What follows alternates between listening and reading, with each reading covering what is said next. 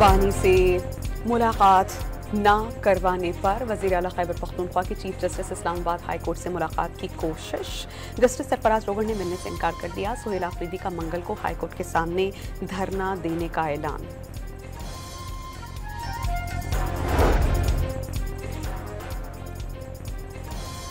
बन्नू में पुलिस और कबाइल का ऑपरेशन, 3 दहशतगर्द मारे गए, कई जख्मी।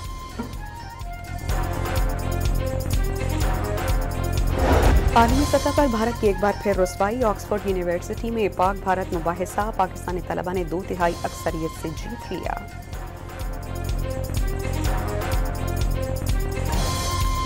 और दुनिया की कोई ताकत सिंध को पाकिस्तान से अलग नहीं कर सकती। वज़ीर आला सिंध मुराद अली शाह का भारतीय वज़ीर दाखिला राजनाथ के बयान पर रद्द अमल।